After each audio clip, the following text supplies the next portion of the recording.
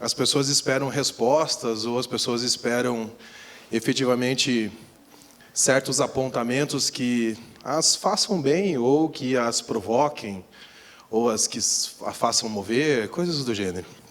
Mas falar sobre essa história me faz chegar muito perto da história de Prometeus, né, o homem que roubou o fogo dos deuses, aproveitou uma distração de Zeus e roubou o fogo dos deuses e trouxe com isso a capacidade para o ser humano de dominar outras espécies e dominar o próprio planeta. Só que a condenação que Prometeus teve foi ficar gerações e gerações aprisionado em rochas, onde os pássaros dilaceravam as suas vísceras durante o dia, e à noite ele se recuperava para que no dia seguinte isso acontecesse novamente. Ao ponto da humanidade não mais entender quais eram os clamores de Prometeus, que sempre gritava: eis que se aproxima um novo dia. Chegou ao ponto da humanidade não entender que aquilo para ele era uma angústia. Passou a ser uma comemoração, passou a ser uma oração de que um novo dia se aproximava. Toda vez que eu falo sobre esse assunto, eu tenho as minhas vísceras expostas. Mas faz parte de um contexto que é importante se entender do porquê quando isso começou e como isso começou. Eu não tenho nenhuma expertise para fazer aquelas dinâmicas com o público ou coisa do gênero, mas eu vou experimentar fazer uma pergunta aqui. Eu acho que todos vocês são pessoas preocupadas com a inovação, querem fazer diferente. Então, deixa eu só entender assim, quem gosta de resolver problemas? Quem da nossa plateia gosta de resolver problemas? Todo mundo está com certeza que gosta de resolver problemas? Certeza absoluta?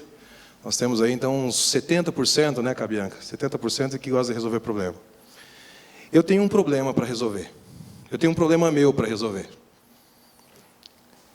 Nessa minha rodagem que eu tenho feito, inclusive por outros países no mundo, eu tenho sinceramente procurado pessoas e startups e empresas e governos que queiram resolver ou que estejam perto de resolver o meu problema.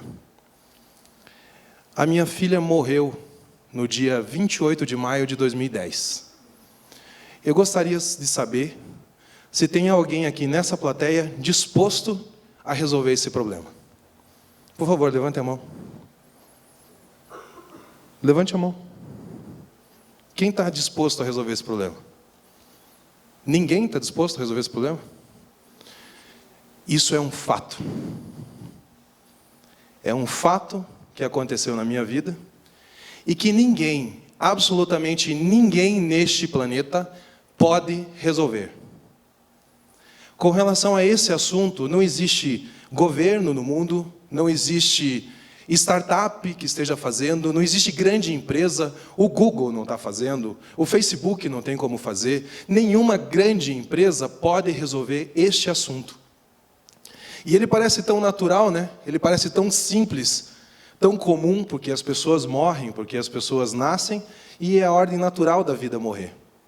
Pois bem, no dia que a Laura faleceu, eu recebi a seguinte frase: Jackson, infelizmente nós não conseguimos salvá-la, porque nós demoramos 3 horas e meia para identificar que ela estava com sepse. Vocês sabem o que é sepse? Fazem ideia do que é sepse? O Instituto Latino-Americano fez uma pesquisa de sepse, fez uma pesquisa em 2015, perguntou na rua se as pessoas sabiam o que era sepse. 80% delas achou que era uma banda de rock. Porque as pessoas não fazem ideia do que seja sepse. Inclusive, dentro da área de saúde, são poucas as pessoas que entendem ou que sabem o que é a sepse. Eu fiquei sabendo o que era a sepse nesse dia. Nesse dia me contaram que, por causa da sepse, a Laura não tinha suportado uma infecção que tinha começado, provavelmente, 24 horas antes do falecimento dela. Então, várias informações foram me dadas aquele dia. Eles levaram 3 horas e meia para identificar que ela estava com sepse. Ela provavelmente estava com sepse há outras 24 horas. Eles não tinham visto isso. E durante os 9 meses que seguiram, absolutamente 9 meses que se seguiram, eu trabalhei como voluntário em 2 hospitais em Curitiba, que eram os 2 hospitais que recebiam os profissionais que tinham cuidado da Laura naqueles 18 dias internados. A minha intenção naquele trabalho não era prestar nenhum serviço voluntário caridoso, eu não estava com nenhum objetivo de melhorar a vida das pessoas, eu de verdade queria saber quem tinha sido o culpado por aquilo que aconteceu.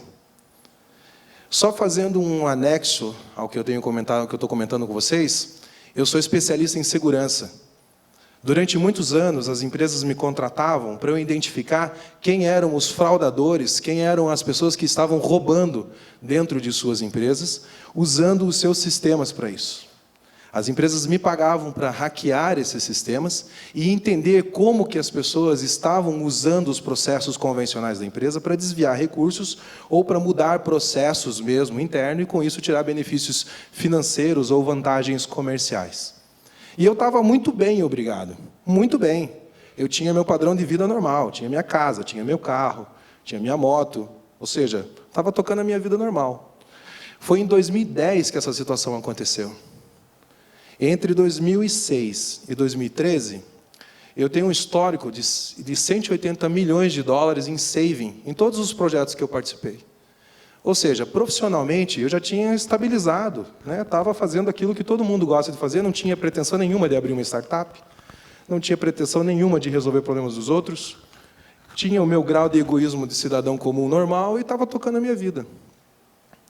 Só que quando a Laura ficou doente, e ela ficou doente dentro da barriga da mãe dela, ela não ficou doente quando ela nasceu.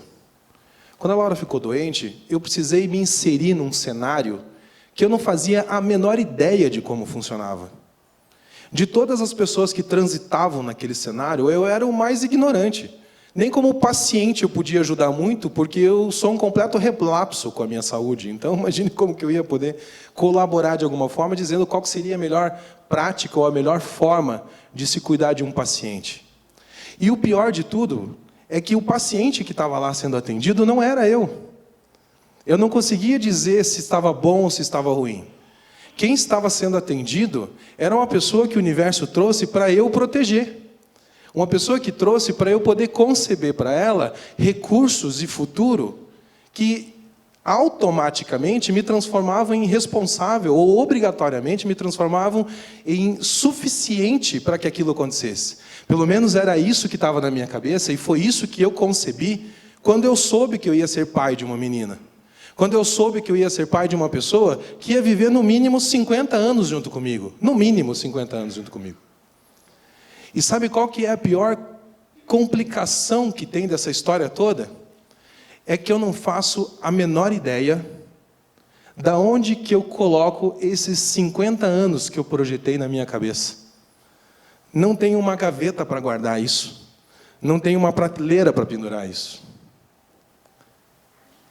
Quando eu me confrontei com todas essas situações,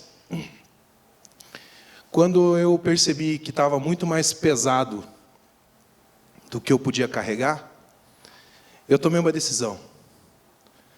Eu tomei a decisão de que eu faria o possível, o necessário, o absolutamente responsável, ou seja, tudo aquilo que eu tinha direcionado para ela como pai, para que outras pessoas não passassem por isso. E naquele dia, eu decidi resolver um problema que não era meu. Naquele dia, eu resolvi o problema de pessoas que eu não conhecia e que eu não fazia ideia se eu conheceria.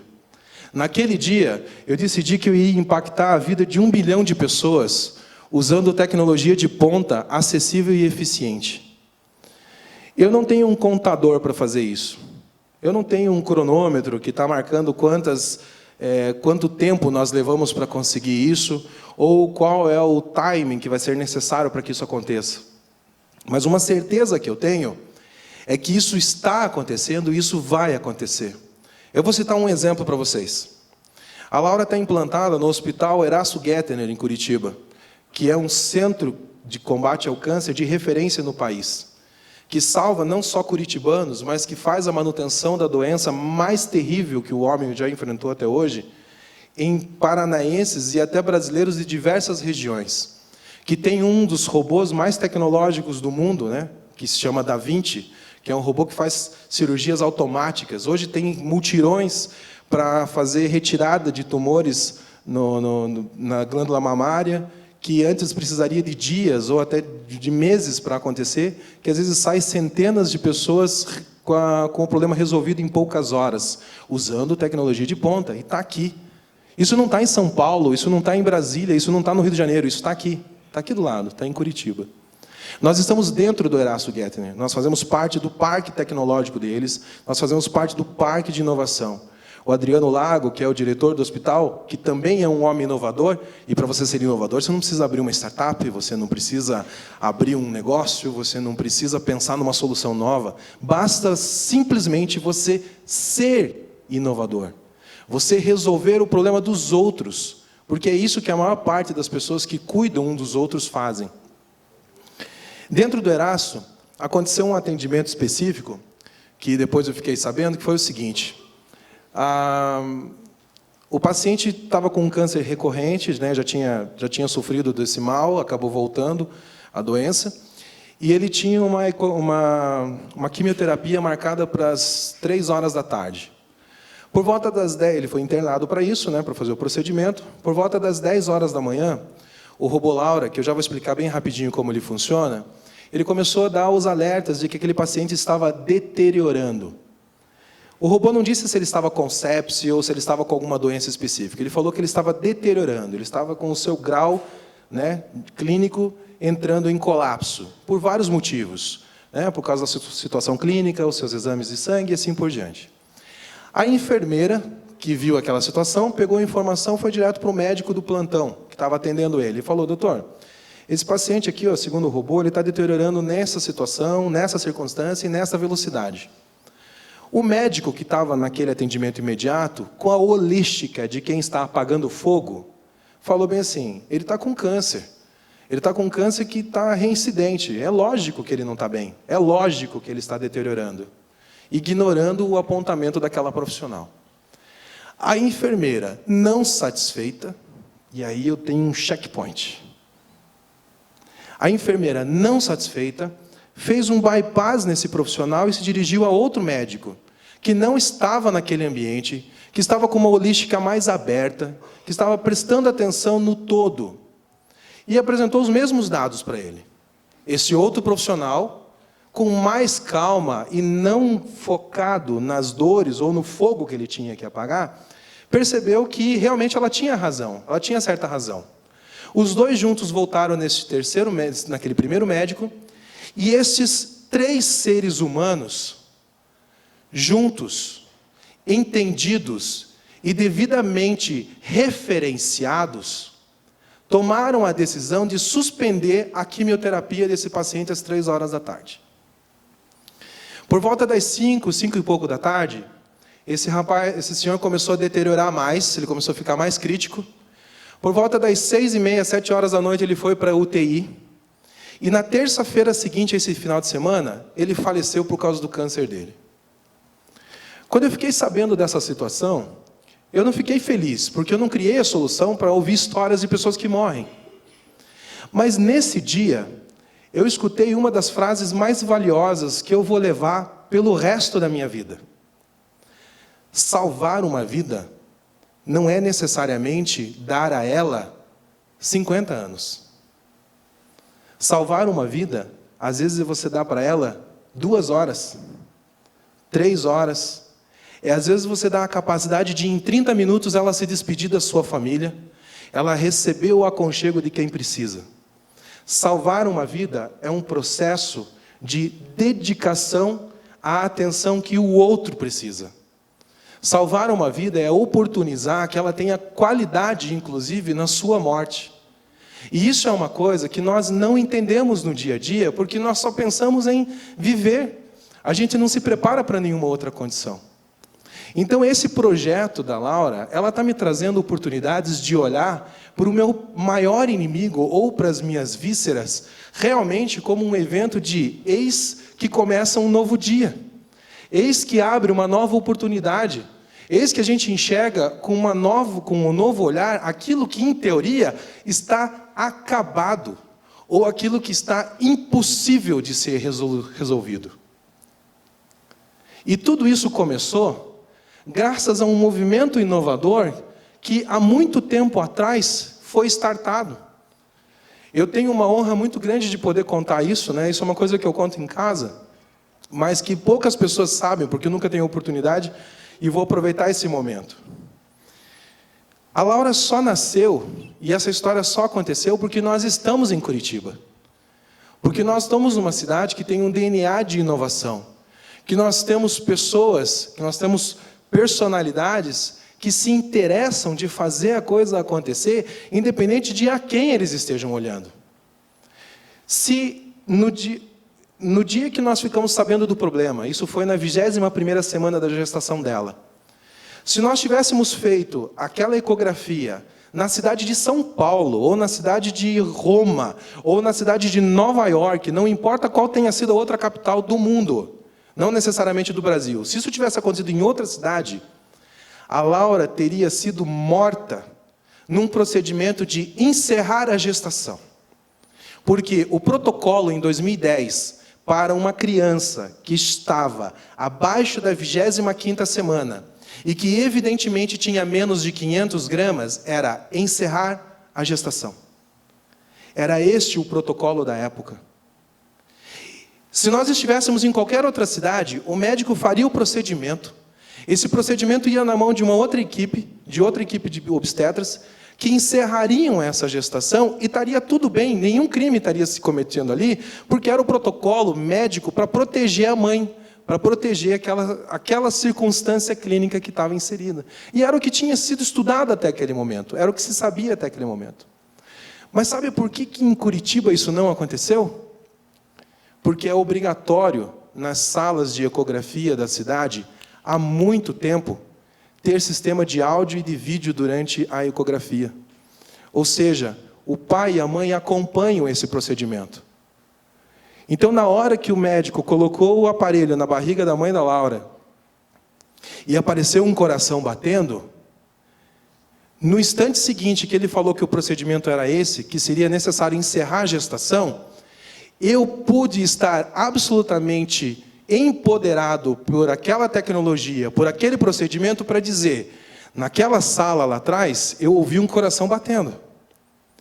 Enquanto tiver um coração batendo, não existe gestação encerrada.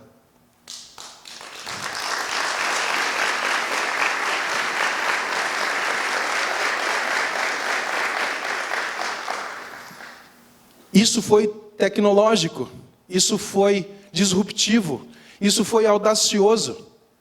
Só que isso não foi feito naquele dia para mim. Aquilo foi feito para toda uma geração de pais e de mães que às vezes nem imaginam os porquês e os motivos que estão por trás disso. Naquele dia surgiu o projeto do Robô Laura.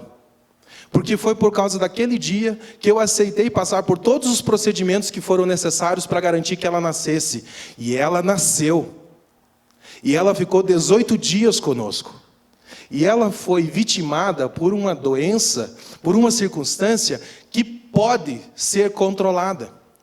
E é justamente pela sepse poder ser controlada é que eu criei o Robô Laura. O Robô Laura é uma tecnologia de inteligência artificial que monitora em tempo real todos os sistemas conectados do hospital, desde o sistema convencional, até o sistema do laboratório, até o sistema da farmácia. Cruza essas informações a cada 3,8 segundos e entrega para os profissionais de saúde qual é o paciente mais crítico dentre todos aqueles que estão sendo monitorados. Não são todos os pacientes da cidade que estão com problema, não são todos os pacientes do hospital que estão em sepse ou que estão em deteriorando. É aproximadamente 8 a 10%.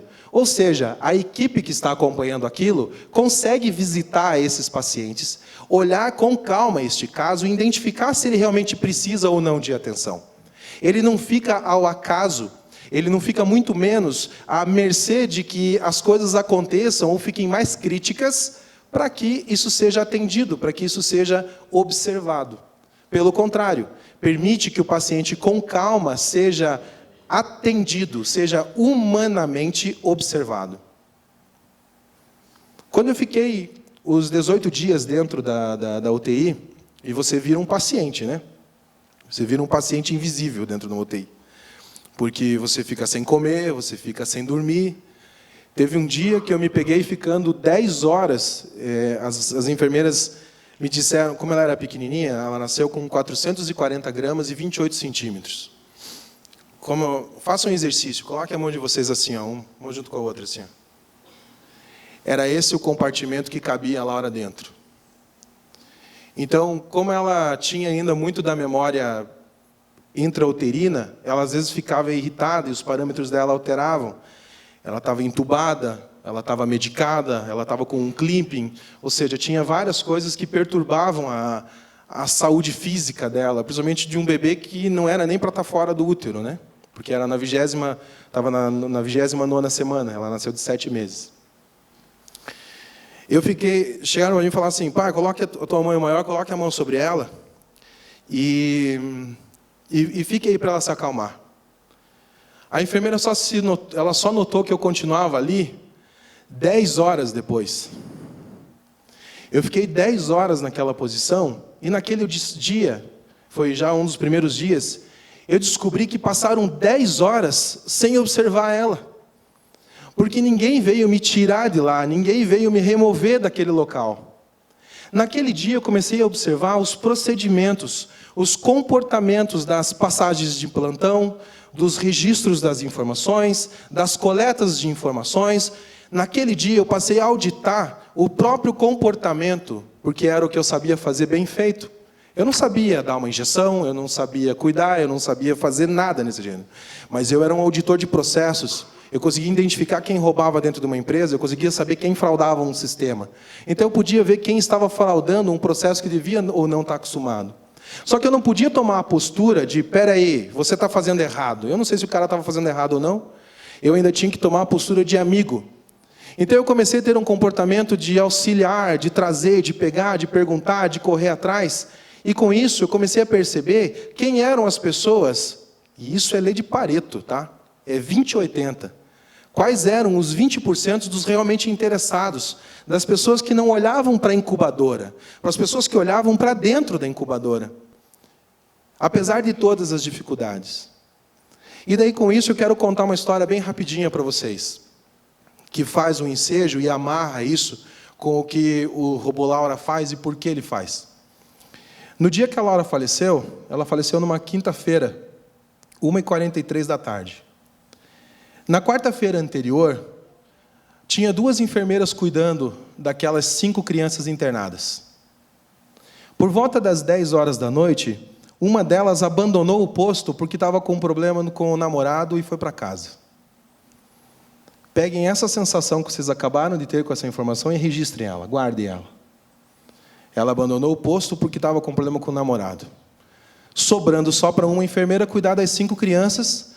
E essa enfermeira fez do formato lógico. Ela não ficou cuidando de sistema, de papel, ela ficou cuidando das crianças. Quando o time chegou de manhã, pegou essas 5 crianças sem nenhum tipo de registro. E levaram 3 horas e meia para coletar as informações, para coletar esses registros, e daí descobri que daquelas 5 crianças, 2 estavam em sepse. A Laura e o João. Com relação a Laura, a gente nunca vai saber qual seria o final dessa história por causa de toda a circunstância, de toda a condição crítica dela, da prematuridade extrema dela. Mas o João já tinha 1.600 gramas. Ele já tinha passado todas as semanas lá dentro. Ele já estava era pouco peso que ele precisava. O João não precisava ter morrido de sepse aquele dia. A Laura evoluiu para sepse em 1h48 minutos. O João evoluiu para óbito em 2 dias. Ele ficou 2 dias a mais tentando. Voltando à enfermeira que abandonou o posto, que eu pedi para vocês guardarem, registrarem essa informação. Pois bem, no domingo isso foi na quarta-feira, no domingo que antecedeu essa situação, eu estava perto da cozinha da UTI e essa enfermeira saiu do posto correndinho e chorando, e foi para dentro da cozinha. Nisso veio uma colega dela atrás, para poder consolar ela, e eu cheguei perto, invisível, samambaia, né? Fui pertinho ali para ficar ouvindo a conversa. E a gente ouve a conversa mesmo, não estou nem aí, ficava monitorando o tempo todo para saber, ela saiu da UTI onde estava a minha filha, é lógico que eu queria saber o que estava acontecendo. Quando eu cheguei perto, ela falou a seguinte frase: eu fiquei 6 meses pedindo para mudarem o meu turno. Agora que ele está enfiado na minha casa, agora que ele está enfiado dentro da minha casa, me mudam para de noite. E voltou a cair no choro. A história dessa mulher, essa técnica de enfermagem, é que ela estava num relacionamento abusivo e o namorado o violento estava enfiado dentro da casa dela, passou a morar dentro da casa dela. E ela tinha 2 filhas. E a partir daquele dia, ela ia trabalhar todas as noites num hospital com as suas filhas em casa, com um homem que ela não conseguia se afastar, ou que ela não tinha as proteções para poder garantir que isso acontecesse. Então, pessoal, ela ter suportado até quarta-feira foi hercúlico. Ela ter suportado aquela situação até quarta-feira foi hercúlico. Na verdade, desde segunda-feira, ela já não estava com a cabeça ali. E quando eu juntei essas informações, mais o comportamento do time assistencial, eu descobri que o que faltava era uma ferramenta que desse a condição de dar um alerta isento, que não tivesse sentimento com relação ao alerta, que fosse capaz de aprender com o comportamento do paciente, com o comportamento da instituição e com o comportamento dos profissionais que ali estavam fazendo. Por isso que eu escolhi trabalhar com inteligência artificial.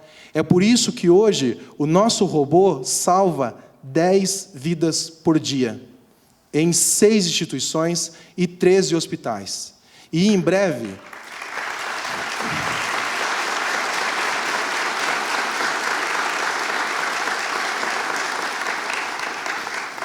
E em breve vai estar fazendo isso por muito mais pessoas, porque eu tenho certeza que todos os convênios, que todas as oportunidades que a gente precisa vão acontecer. E se vocês me permitem, com todo o respeito e com todo o amor no meu coração, eu quero apresentar para vocês uma pessoa. A Laura Fressato. Obrigado pela atenção de vocês, pessoal. Obrigado, Cris, pela oportunidade.